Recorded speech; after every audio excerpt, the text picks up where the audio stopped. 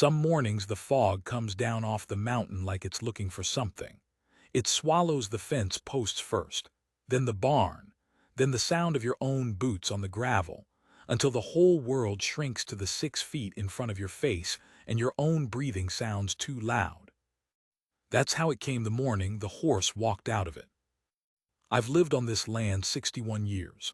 I've buried a wife, a son, and more good dogs than I care to count. I thought I'd seen everything the fog could hand a man.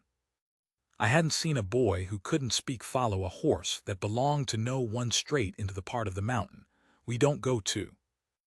I've never told anybody the whole of it, not the way it happened. But I'm old now, and stories are the only things I've got left that are worth passing on. So I'm going to tell you this one true, the good and the ugly, and the part that still keeps me up at 3 in the morning. Stay with me. It's not a long story, but it changed everything about how I understand what people can carry, and how far a child will walk to get back something the world already told him was gone. Here's how it started. The dog wouldn't come off the porch. That was the first wrong thing, and I noticed it before I noticed anything else, because Pete was 14 years old and half blind, and there wasn't much in this life he loved more than the walk down to the water tank at first light.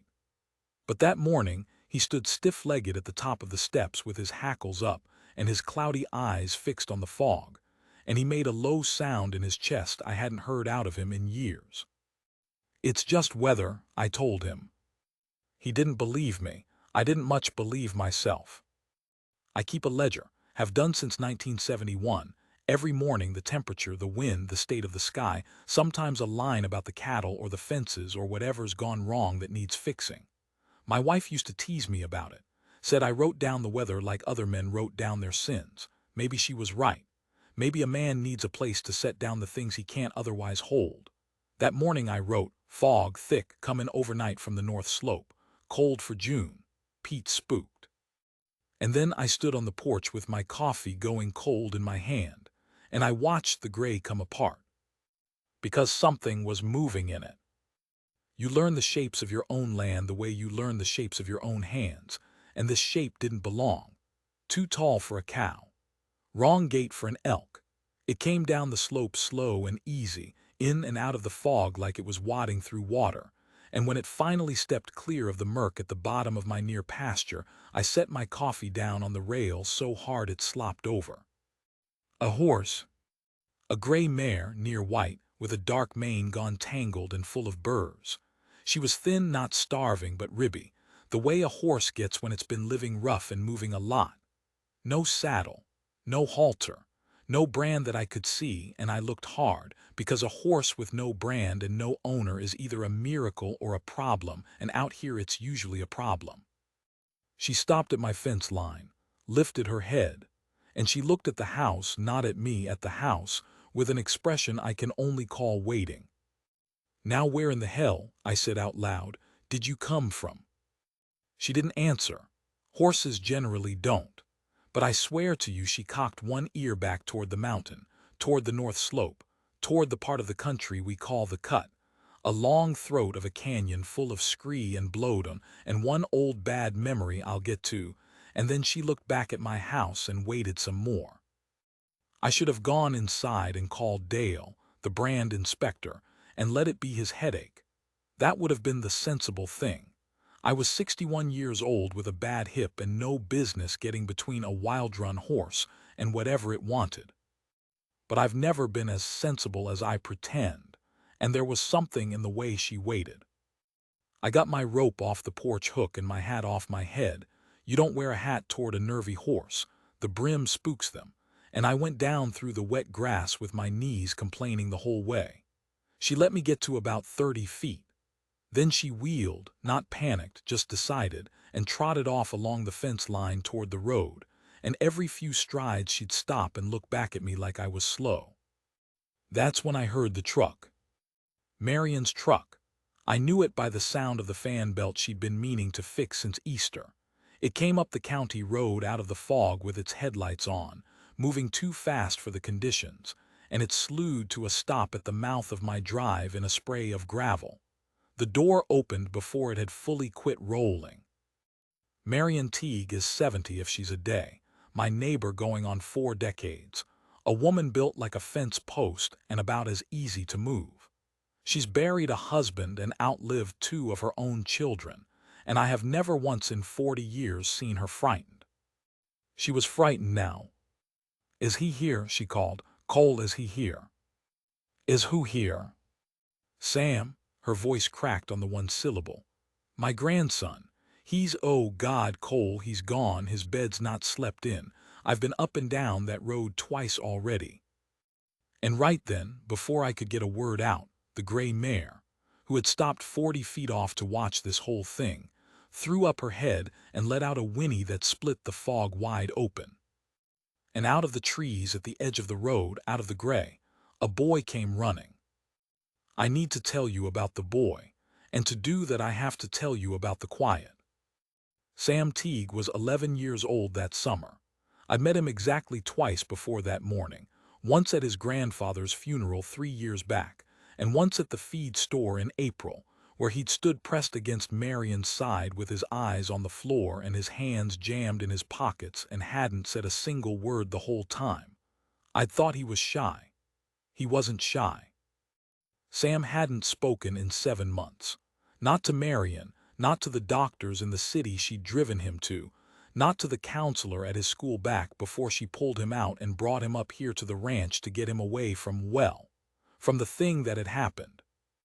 His father was Marion's youngest, Danny.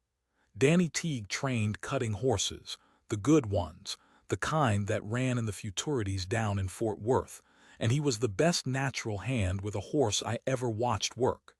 He was also, I'll say it plain because Sam's not here to be hurt by it and the truth matters, a man who drank. And one night the November before, driving home from a barn 2 counties over with his boy asleep in the passenger seat, Danny Teague put his truck off a wet road and into the river. Sam got out. Sam swam. Sam sat on the bank in the dark and the cold for a long time, they figure, before anyone found him. Danny didn't get out. And the boy hadn't said a word since. I knew all this the way you know things about your neighbors out here, in pieces, sideways, at the co-op and the gas station, never to your face. I knew it. And standing in my wet pasture that gray morning, I looked at that silent boy running out of the fog toward a horse that had appeared from nowhere, and I felt the hair go up on my own arm same as Pete's had. Because Sam wasn't running to us. He never once looked at his grandmother, who was calling his name and stumbling down into the grass in her house slippers. He was running to the mare. And when he reached her, he didn't stop and he didn't slow. He threw both arms around that thin gray neck and pressed his whole face into her, and his shoulders started to shake. And even from 30 feet, I could hear the sound coming out of him. Not words. He didn't have words, but sound, a raw, cracked, wretched sound, the sound of something breaking loose that had been packed down under 7 months of silence, and the mare stood dead still and let him do it. Didn't shy. Didn't flinch. Just stood there in the fog with a strange child weeping into her neck and turned her head slow and rested her chin over his back like she was holding him there. Marion stopped, put her hand over her mouth. "That's," she whispered. "Cole, Cole, that's Ash." "That's what?" "That horse." Her hand was shaking. "That's Danny's mare. That's the horse that Cole, that's the horse we sold. After. I couldn't keep her, I couldn't afford to feed her, and I couldn't stand to look at her, and I sold her to a fella down in the valley in March, 60 miles from here." She turned to me and her old face had gone the color of the fog. "How is she here?" I didn't have an answer. I still don't, not really. 60 miles is a long way for a horse to travel, through fences and roads and rivers and other people's land, and to arrive. This is the part I can't make sit right in my head even now, to arrive at my ranch, which sits between the valley and Marion's place. On the exact morning that Sam Teague finally couldn't hold the silence in any more, and got up in the dark, and walked off into the fog with no destination he could have named. She found him. That's the plainest way I can put it. That thin gray mare walked 60 miles and found a boy who had gotten lost inside himself, and she brought him out. I've spent a lot of nights trying to talk myself out of believing that. I haven't managed it yet. We got them both up to the house. That was its own small ordeal. Sam wouldn't leave the mare, and the mare wouldn't be led by me. So in the end it was the boy who led her, a fistful of her mane in his small hand, walking beside her up my drive through the thinning fog while Marion and I trailed behind, not saying much of anything. I put Ash in the round pen with a flake of hay and a tank of water, and Sam sat down in the dirt right outside the rails where he could see her, and there he stayed. Marion tried to coax him inside for breakfast. He didn't move. She tried to put a blanket over his shoulders. The fog leaves you soaked through, and he let her, but he didn't look at her, and he didn't come inside. And after a while she came and stood on my porch with her arms crossed tight over herself and just watched him watch the horse. 7 months, she said finally, quiet. 7 months I've been trying to reach that child. Doctors, pills, a woman in the city charging me $140 an hour to sit and say nothing back at him. Her jaw worked. And a horse does it in about 4 seconds flat. He's not talking yet, I said. No, she watched him. But he's crying. Cole, he hasn't cried. Not at the funeral, not any night since, not once. I'd lie outside his door and listen for it, and there was nothing. Just this, quiet, like living next to a hole in the ground. She wiped her face rough with the back of her hand. That's the first sound I've heard my grandson make since I got him. I looked at the boy sitting in the dirt in the gray light, wrapped in a horse blanket, his whole small body angled toward that mare like a plant toward a window. Well, I said, then I guess she stays a while. Marion looked at me. Something moved behind her eyes, relief, and under it something else, something more careful. There's a thing you don't know yet, she said. About the horse, about why he might have, she stopped. It'll keep. Let him have this morning. I should have made her tell me. That was the second time that day I chose the wrong thing out of gentleness, and it cost us. But the fog was lifting off the pasture, and the boy was making small sounds again, and the mare had dropped her head to eat. And for the length of one morning, it felt like something had come out right in a world that mostly didn't, and I didn't want to be the one to break it. I made coffee. I brought the boy a cup of cocoa and set it in the dirt beside him without a word and went back to the porch, and out of the corner of my eye, a long while later, I saw him pick it up and drink. That was Sam and me at the start. A cup of cocoa in the dirt and no words at all. I didn't yet know about the cut. I didn't know why that mare kept turning her head toward the north slope every few minutes, ears pricked, like she was listening to something the rest of us couldn't hear. I didn't know that in 3 days' time that same silent boy was going to walk that horse straight up into the worst ground on this whole mountain, chasing something I'm still not sure any of us fully understood, and that I was going to have to go up after him and make the hardest call of my long life on a ledge in the rain. But that came later. Sam started sleeping in my barn on the second night, and Marion let him, which tells you how far past the ordinary rules we'd all traveled. She'd taken him home the first evening, got him fed, got him bathed, got him into his own bed at her place a mile down the road. And at 4 in the morning her dogs went off, and she came out on her porch, and there was Sam already halfway across the field between our two properties, walking through the dark toward my barn in his pajamas and his father's old boots. She could have stopped him. She was quicker than she looked, and he wasn't running. But she told me later she stood there on her porch and watched her grandson walk away from her toward that horse, and she made herself let him go. And it was one of the hardest things she'd ever done, because everything in a grandmother wants to gather a child in. But he wasn't running away from me, she said. I finally worked that out standing there. He was running towards something. First time in 7 months that boys wanted anything bad enough to get up in the dark and go get it. Who am I to stand in the road? So we set up an arrangement, unspoken and strange. Sam spent his days in my round pen and his nights in my barn with the mare in the next stall, and Marion drove over every morning with clean clothes and a hot breakfast, and the two of us would drink coffee on the porch and watch the boy and pretend we weren't both a little afraid. Because here's the thing about that mare, Ash. She was gentle as milk with the boy and she was healing him by inches. You could watch it happen, but she was not settled. Not the way a horse settles when it's come home.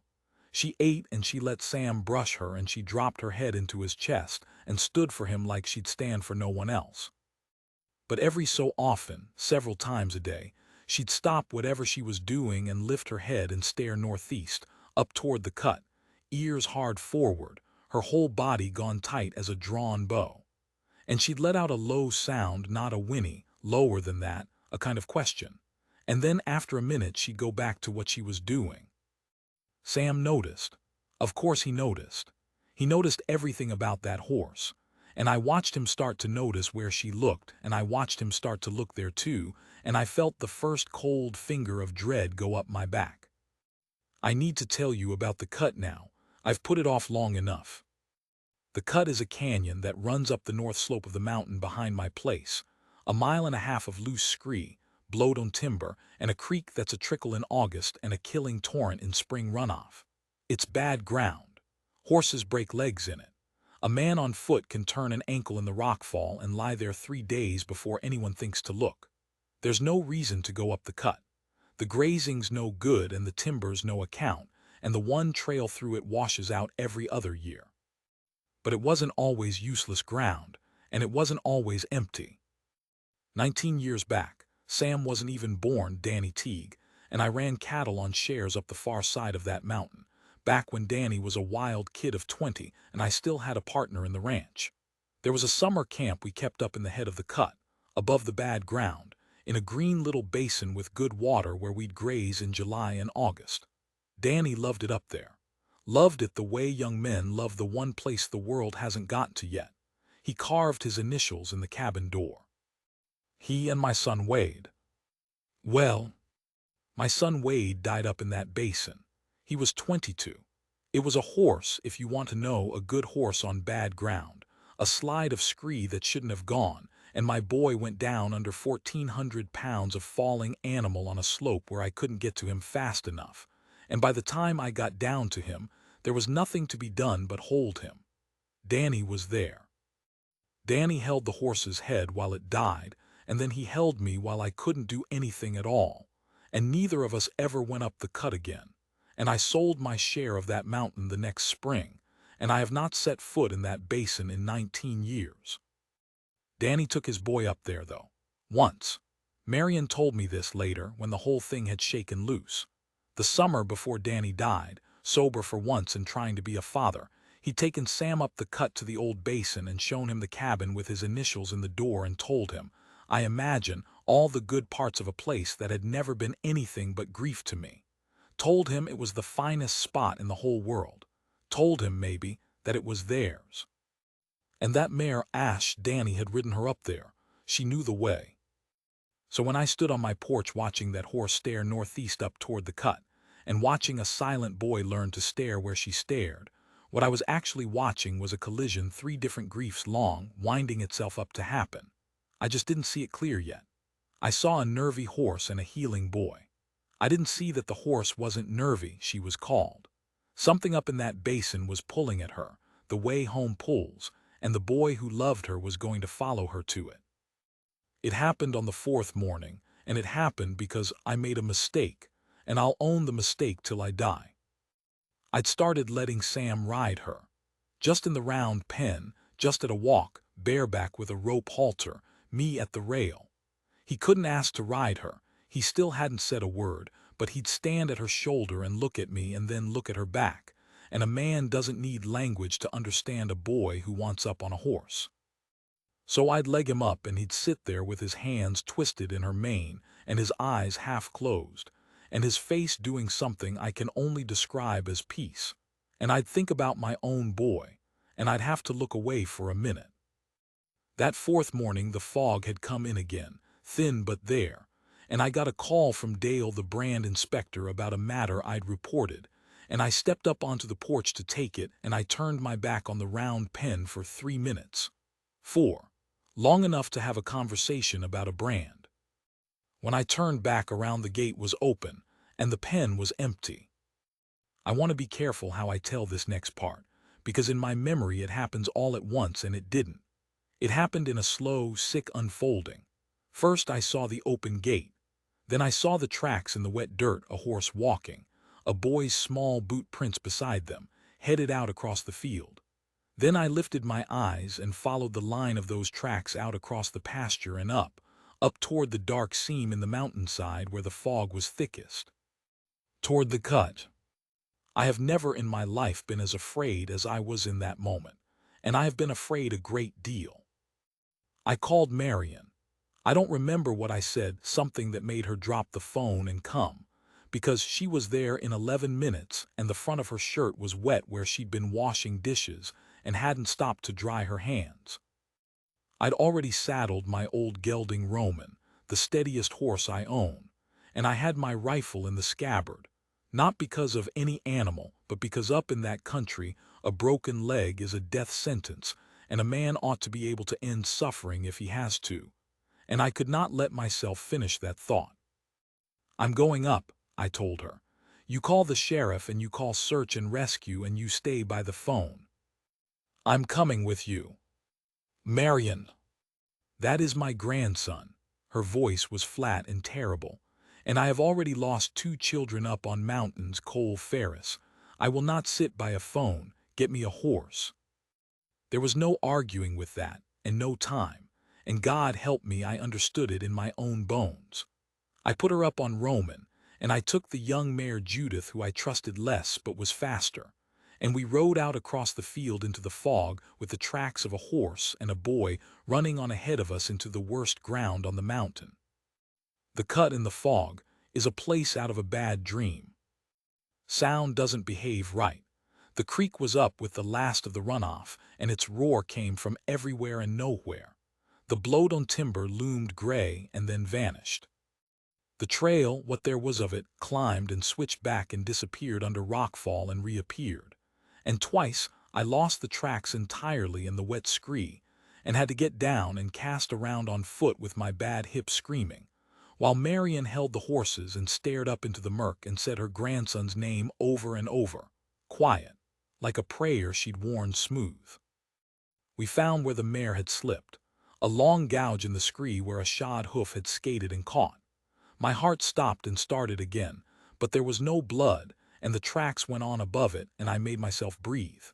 She knew this ground. Danny had ridden her up it. She was picking her way careful, and she had a boy on her back, and some deep horse instinct was keeping her sure-footed where a strange horse would have gone down.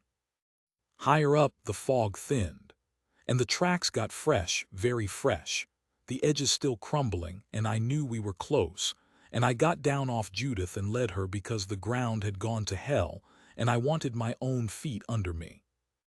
We came up over the last lip of the cut into the basin just as the sun burned the top off the fog, and the whole of it opened up in front of us all at once, green and gold and shining, the way a place can be beautiful and be the worst place in the world at the same time.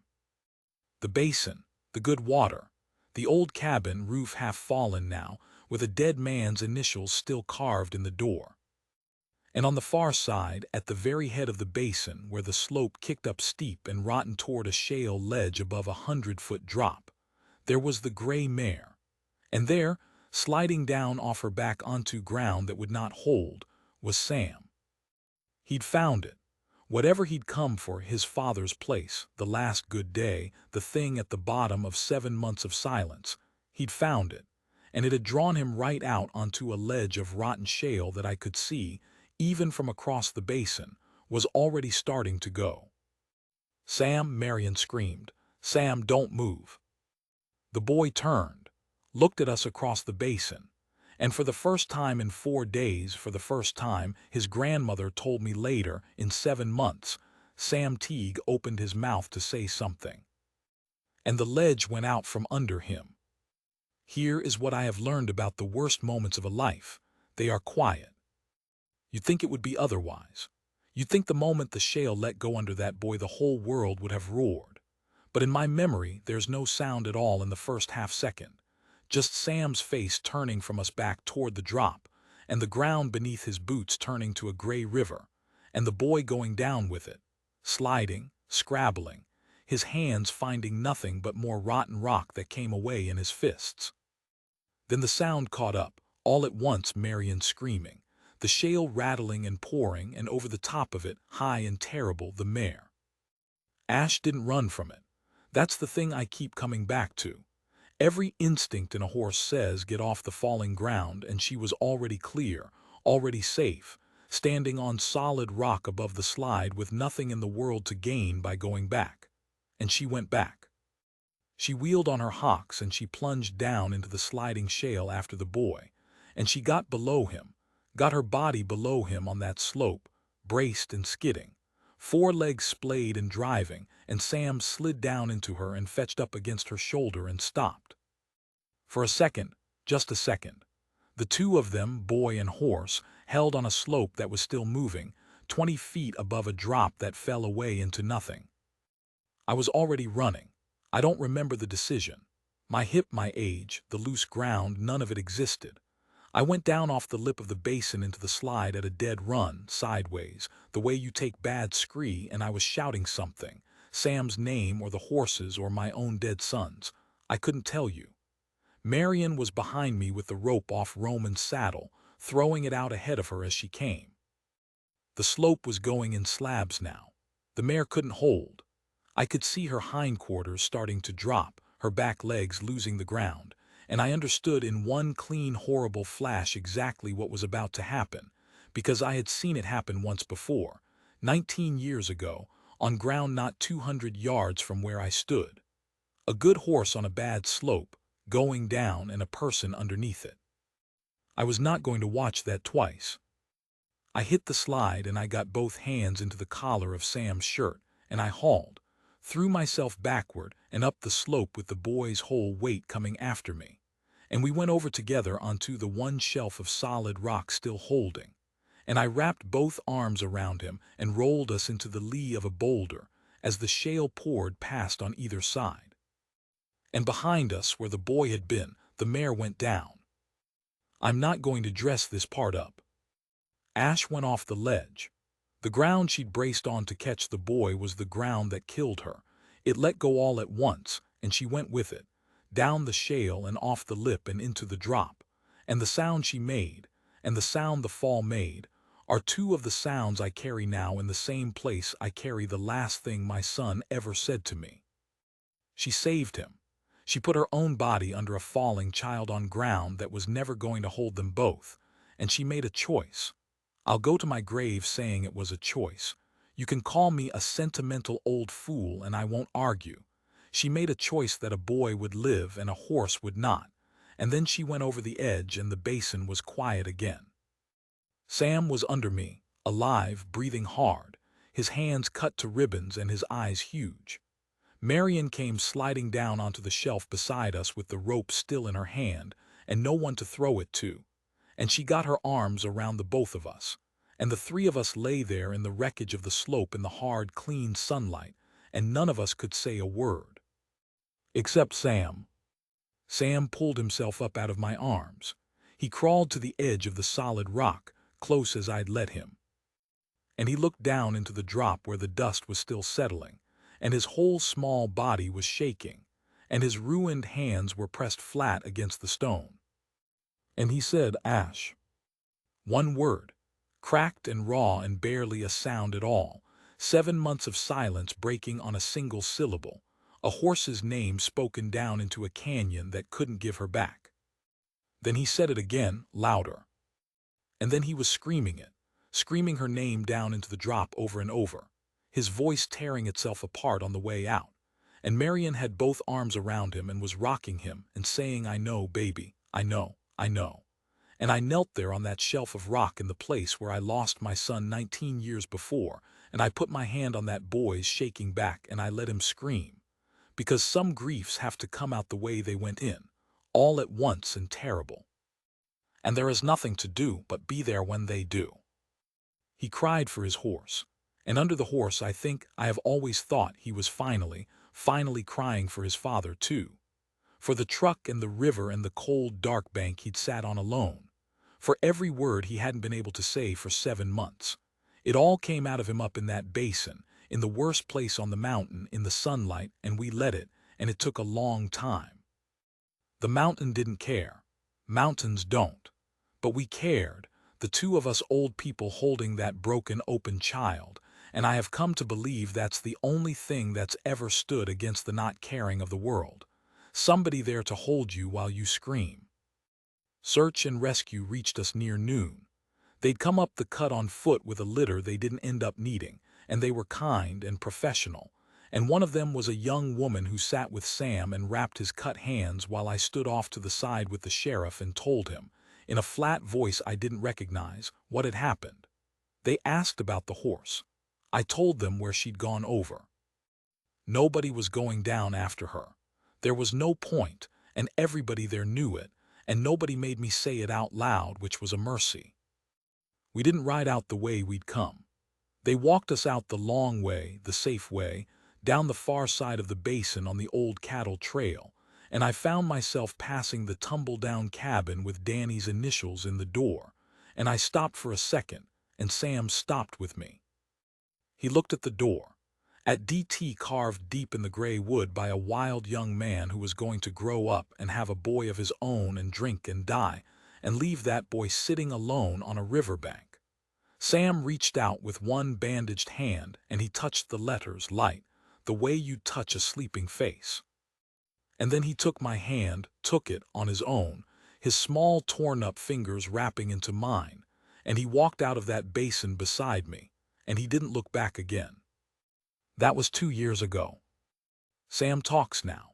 Not a lot, he was never going to be a chatterbox. That's just not the boy, but he talks. He lives with Marion full-time. His mother had been gone out of the picture long before any of this, and Marion had the papers done by autumn. He rides to my place after school most days on a bicycle with a bad chain, and he helps me with the barn chores my hip won't let me do alone anymore, and we don't talk about that morning in the basin much, but sometimes we don't have to. Last spring I bought a horse, a young gray filly off a fella down in the valley, the same fella, as it happens, that Marion sold Ash to 2 years back, which is a coincidence I have decided not to examine too closely.